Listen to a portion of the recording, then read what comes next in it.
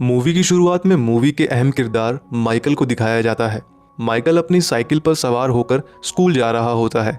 आज शाम उसके स्कूल में एक पार्टी होती है जिसके लिए वो स्पाइडरमैन की कॉस्ट्यूम खरीदने वाला होता है। जब क्लास चल रही होती है तब माइकल की माँ जियोवाना, जो एक पुलिस अफसर भी है, क्लास में आती है।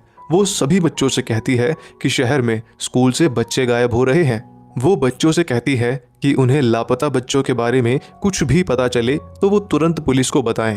पुलिस के जाने के बाद माइकल की नाक से खून निकलने लगता है, इसलिए वो वॉशरूम चला जाता है। जब वो वॉशरूम में होता है तब उसे परेशान करने वाले बच्चे वहां आते हैं और उसने कॉस्ट्यूम खरीदने के लिए जो पैसे घर से लाए थे उसे छीन लेते हैं। माइकल निराश होकर घर चला जाता है। उसने थोड़े पैसे खुद के लिए बचा कर रखे होते हैं। वो वही पैसे लेकर कॉस्ट्यूम खरीदने एक पुरानी सी दिखने वाली दुकान में जाता है। दुकानदार सुपर हीरो कॉस्ट्यूम के नाम पर उसे कुछ टाइट कपड़े देता है और बताता है कि ये एक चाइनीज सुपर हीरो की कॉस्ट्यूम है। माइकल को वो कॉस्ट्यूम पसंद तो नहीं आती, लेकिन ज्यादा पैसे ना होने की वजह से वो उस कॉस्ट्यूम को खरीद लेता है। घर में आने के बाद जब वो उस कॉस्ट्यूम को पहनकर देखता है तो उसे वो कॉस्ट्यूम बिल्कुल भी पसंद नहीं आती। मायूस होकर वो पार्टी में ना जाने का फैसला करता है, लेकिन जब उसकी माँ उसे कहती है कि वो इस कॉस्ट्यूम में जच रहा है तब वो उस पार्टी में जाने के लिए तैयार हो जाता है। पार्टी में माइकल काफी मजे करता है। इसके साथ ही वो अपनी लॉन्ग टाइम क्रश स्टेला से भी बातें करता है, लेकिन उसे परेशान करने वाले लड़के स्टेला की एक वीडियो चलाते हैं। वे बताते हैं कि वो वीडियो उन्हें माइकल के फोन से मिला है। शर्म के मारे माइकल भागकर बाथरूम में छिप जाता है। उसके सारे क्लासमेट्स दरवाजा ठोकने लगते हैं। माइकल इस पूरी सिचुएशन की वजह से परेशान हो जाता है और भगवान से मन्नत मांगता है कि वो गायब हो जाए। इसके बाद वो खिड़की से वहां से भाग जाता है। अगली सुबह जब उसकी आंख खुलती है तो वो देखता है कि उसका कुत्ता उसे देखकर बार बार भौंक रहा है। माइकल उसे नजरअंदाज कर बाथरूम में जाता है।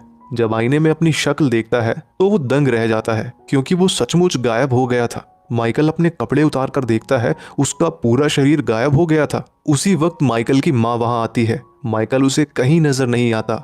इसी बीच माइकल एक चिट्ठी लिखता है कि वो आज स्कूल जल्दी जा रहा है और उस चिट्ठी को बेड पर रख देता है।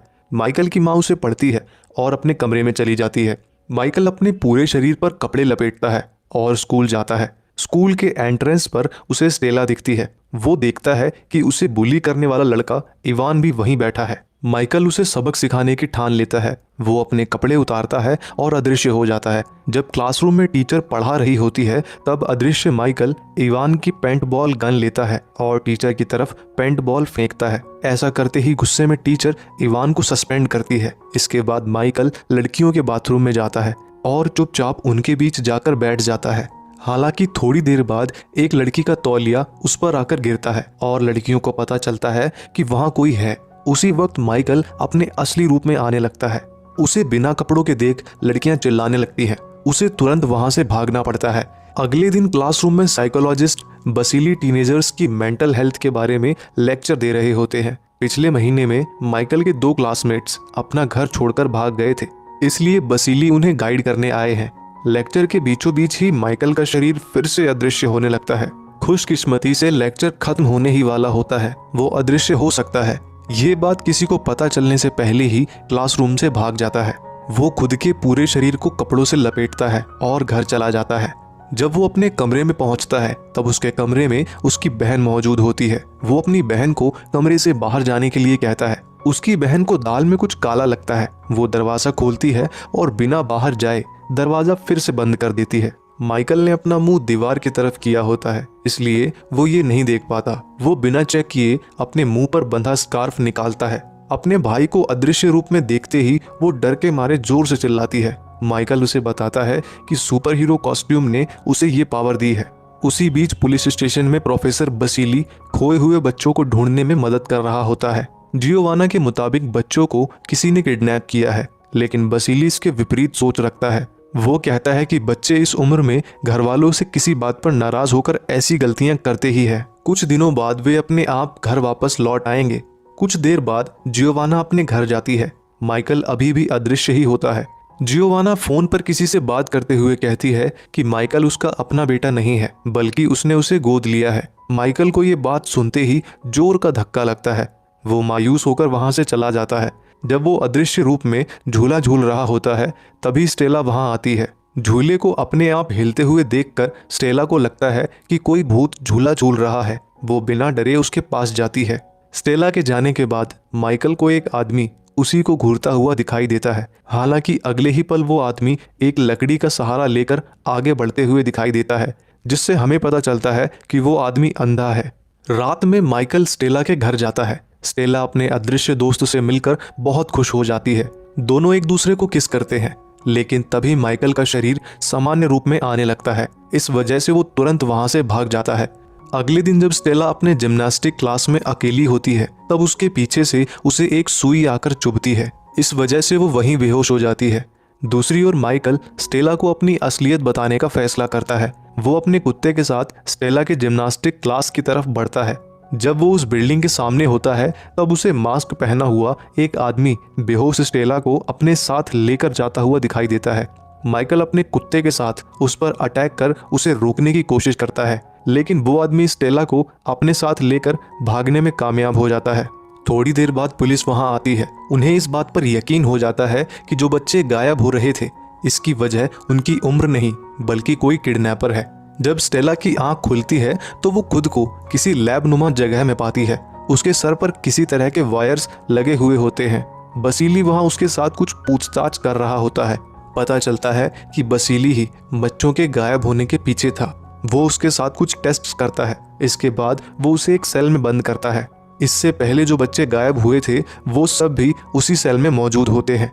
अगले सीन में माइकल को बीच के पास बैठा दिखाया जाता है। तभी वो अंधा आदमी वहां आता है जो उस दिन उसे पुल के ऊपर से देख रहा था। माइकल के दिमाग में जितने भी सवाल होते हैं वो माइकल के कुछ बोलने से पहले ही उन सभी सवालों के जवाब देता है, मानो जैसे उसे दिमाग पढ़ना आता हो। जब माइकल उसे वो कौन है ये पूछता है तो वो बताता है कि उसका नाम आंद्रेश है और वो उसका पिता है। माइकल को उस पर बिल्कुल भी यकीन नहीं होता है। तब आंद्रेश उसे अपनी कहानी सुनाता है। वो बताता है कि वो पहले रूस के छोटे से गांव में रहता था। एक दिन उसके गांव में न्यूक्लियर हमला हुआ जिसमें कई लोग मारे गए और जो बच गए उनमें कुछ अजीब से बदलाव आए, जैसे कि कुछ लोगों में आसमान में उड़ने की क्षमता आई तो कुछ लोग गायब हो सकते थे। ऐसे लोगों को स्पेशल कहा जाता था। सभी स्पेशल्स को मिलिट्री कैंप में इकट्ठा किया गया ताकि युद्ध के दौरान उनकी शक्तियों का इस्तेमाल किया जा सके। लेकिन मिलिट्री कैंप का हेड उनकी शक्तियों का इस्तेमाल उनकी क्षमता से कई गुना ज्यादा करने लगे। जितना वे स्पेशल की शक्तियों का इस्तेमाल करते उतने ही स्पेशल कमजोर होते जा रहे थे। माइकल के माता पिता को छोड़कर बाकी सब इस वजह से इनफर्टाइल हो गए थे। आंद्रेस के पास लोगों का दिमाग पढ़ पाने की शक्ति थी और माइकल की माँ गायब हो सकती थी। दोनों एक दूसरे को चाहने लगे। एक दिन माइकल की माँ ने माइकल को जन्म दिया। वो पहला स्पेशल बच्चा था, लेकिन उसके पैदा होते ही कैंप में काम करने वाले लोग उस बच्चे को अपने साथ ले गए। कहीं वे लोग उसके साथ कुछ कर ना दें, इस वजह से आंद्रेस और माइकल की माँ उसे लेकर वहां से भाग जाते हैं। कैंप के लोग इन दोनों का पीछा करते हैं। एनकाउंटर में माइकल की माँ मारी जाती है। आंद्रेस जैसे तैसे माइकल को लेकर भागने में कामयाब हो जाता है। आंद्रेस जानता था कि माइकल उसके साथ सुरक्षित नहीं है। कैंप के लोग कभी भी उसे पकड़ सकते थे, इसलिए उसने माइकल को जियोवाना के घर के सामने छोड़ दिया। इससे पहले उसने जियोवाना का दिमाग पढ़कर ये पुष्टि कर ली थी कि जियोवाना एक अच्छे दिल की औरत है। आगे आंद्रेस माइकल को बताता है कि अब उन लोगों ने पता लगा लिया है कि स्पेशल किड यानी माइकल इसी गांव में रहता है। उन्हें बस ये नहीं पता है कि वो बच्चा कौन है। इसी वजह से वे लोग बच्चों को किडनैप कर रहे हैं ताकि उन पर टेस्ट कर ये पता लगाया जा सके कि स्पेशल किड कौन है। तभी आंद्रेस समझ जाता है कि कोई उनकी बातें सुन रहा है। ऊपर एक आदमी होता है जिसे आंद्रेस पर शक होता है और वो पुलिस को कॉल करता है। आंद्रेस माइकल को एक ड्रेस देता है जो उसकी बॉडी के साथ साथ अदृश्य हो सकती थी।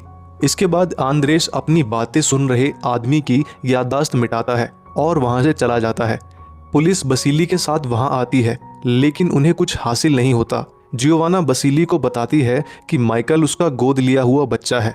बसीली को माइकल पर उसके स्पेशल किड होने पर शक होता है। वो माइकल को किसी बहाने से अपने घर ले जाता है। माइकल की नज़र बसीली के हाथ पर पड़ती है। वो देखता है कि बसीली के हाथ पर उसी जगह चोट लगी है जहां उसके कुत्ते ने उसे काटा था। वो तुरंत वहां से भागने की कोशिश करता है, लेकिन बसीली ने पहले ही सारे दरवाजे बंद कर दिए थे। माइकल एक कमरे में खुद को बंद कर देता है और अपने कपड़े निकालकर गायब हो जाता है। वो वहाँ से भागने में कामयाब हो जाता है। रास्ते में माइकल को उसे परेशान करने वाला क्लासमेट इवान मिलता है। वो इवान की बाइक की पिछली सीट पर बैठ जाता है और उसे वहाँ से जल्दी से भागने के लिए कहता है। हड़बड़ी में इवान उसकी बात मान लेता है और दोनों वहाँ से निकल जाते हैं। जब वे दोनों एक सुरक्षित जगह पहुँच जाते हैं, माइकल इवान के सामने आता है। वो उसे बसीली के बारे में भी बताता है। उसी बीच उस कैद खाने में उन बच्चों को एक छोटी सी खिड़की दिखाई देती है। तीनों एक के ऊपर एक चढ़कर स्टेला उस कैद खाने से बाहर निकलती है। गार्ड से बचकर स्टेला एक टावर के ऊपर चढ़ती है, ये सोचकर कि उसका अदृश्य दोस्त उसे ढूंढ रहा होगा। वो सर्चिंग लाइट की मदद से आसमान में एक स्माइल फेस बनाती है। माइकल आसमान में उस स्माइल फेस को देखकर समझ जाता है कि स्टेला ही उसे हिंट दे रही है। वो और इवान तेजी से उस स्माइल फेस का पीछा करते हुए उस जगह पहुंचते हैं, लेकिन तभी स्टेला को एक गार्ड पकड़ लेता है। इवान अपनी पेंटबॉल गन की मदद से गार्ड्स का ध्यान भटकाता है। मौके का फायदा उठाकर माइकल बिल्डिंग के अंदर घुस जाता है। बिल्डिंग के अंदर माइकल एक गार्ड को मारकर बेहोश करता है। उसकी बंदूक की मदद से वो दूसरे गार्ड को स्टेला तक ले जाने के लिए कहता है। उस कैद खाने से सबको बाहर निकालने के बाद माइकल अपने दोस्तों को अपनी शक्ल दिखाता है। सब माइकल का अदृश्य रूप देखकर चौंक जाते हैं। बाकी बच्चे वहां से भागना चाह रहे होते हैं, लेकिन स्टेला कहती है इन लोगों ने किसी बूढ़े आदमी को भी कैद करके रखा है और उन्हें उसे भी छुड़ाना चाहिए। स्टेला और माइकल उसे छुड़ाने उस कमरे के अंदर जाते हैं, लेकिन अंदर जाते ही स्टेला एकाएक बदल जाती है। उसने माइकल को फिर से उन गुंडों के सामने लाकर खड़ा किया था। वो माइकल पर बंदूक तानती है, लेकिन अगले ही पल में पता चलता है कि वो बूढ़ा आदमी ही इन सारे मुसीबतों का जड़ था।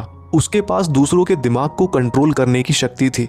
उसने ही पहले बसीली और फिर स्टेला के दिमाग पर कब्जा किया था। वे लोग माइकल और स्टेला को लेकर एक सबमरीन के अंदर जाते हैं। दूसरी ओर जियोवाना और आंद्रेश माइकल को ढूंढते हुए उस बिल्डिंग तक आ पहुंचते हैं। उन्हें इवान मिलता है। इसके बाद वे सीधे उस बिल्डिंग के अंदर घुसते हैं। बिल्डिंग में बम लगाए गए थे और कुछ ही सेकंड्स में बिल्डिंग तबाह होने वाली होती है। वे जल्दी से उन दो बच्चों को वहां से बाहर निकालते हैं। उन्हें बसीली भी वहां मिलता है। आंद्रेस उसका दिमाग पढ़कर समझ जाता है कि बसीली के दिमाग को कोई और कंट्रोल कर रहा था। वे सब जल्दी से उस बिल्डिंग से बाहर निकलते हैं। उनके बाहर निकलने के कुछ पलों बाद ही बिल्डिंग में बड़ा धमाका होता है और वो टुकड़ों में बिखर जाती है। दूसरी ओर बिल्डिंग से दूर सबमरीन में माइकल को अपनी एक नई पावर के बारे में पता चलता है। वो अपने से कोई भी चीज हिला सकता था और उन्हें हथियार के तौर पर इस्तेमाल भी कर सकता था। माइकल अपनी इस नई शक्ति की मदद से उन गुंडों को हराता है।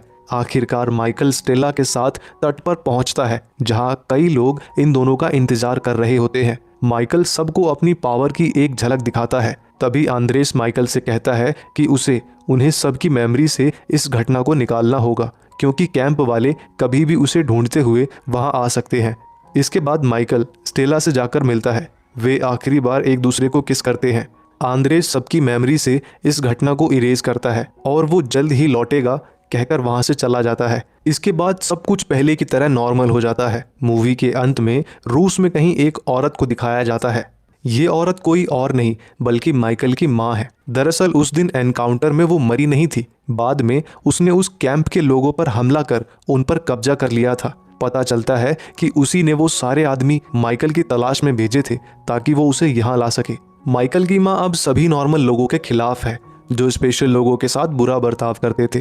तभी एक गार्ड वहां आता है। वो उसे कहता है कि वे माइकल को वहां लाने में तो फेल हो गए, लेकिन उन्होंने उसकी जुड़वा बहन नताशा को ढूंढ निकाला है। पता चलता है कि उस दिन आंद्रेश एक नहीं बल्कि 2 बच्चों के साथ वहां से भागा था। गार्ड आगे बताता है कि नताशा अभी मोरक्को में कहीं है और यहीं पर यह मूवी समाप्त होती है।